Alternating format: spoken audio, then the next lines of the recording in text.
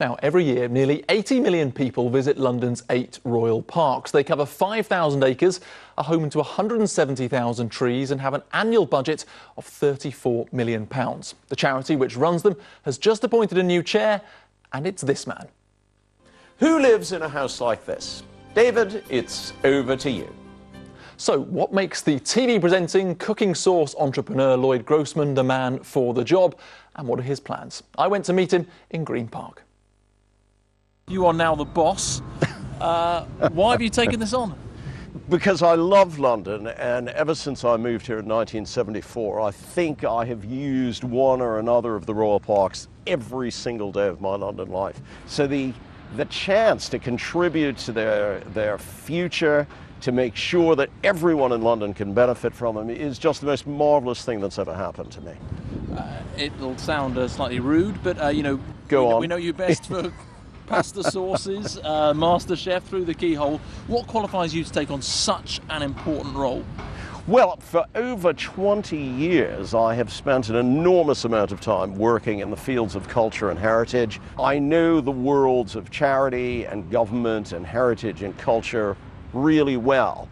And when I look at these royal parks, I consider that they are London's single greatest asset. The royal parks are one of the things that make life in London exciting, makes London a city worth living in, and it's a huge privilege to be part of them.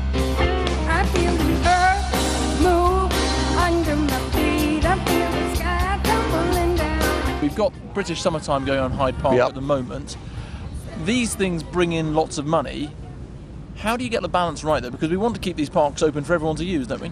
There is a very, very careful and well thought of events strategy. There are 30 major events in the royal parks. They attract new and different audiences into the park, which is very important because we then hope that people will continue to use the parks.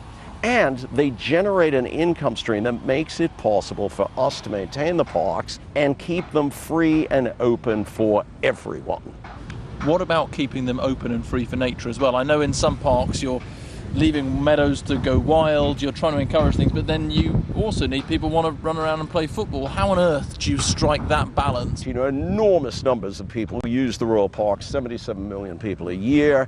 Yet we are also custodians of some very, very precious bits of nature, sites of special scientific interest. It is a constant struggle, but it's part of our life and it's part of our task. So what are your big plans then? You've just started the job. How are you going to change it?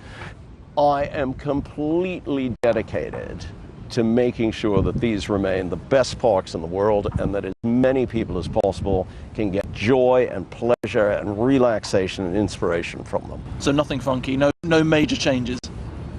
No, just doing it better. I wish you the best of luck. Thank you.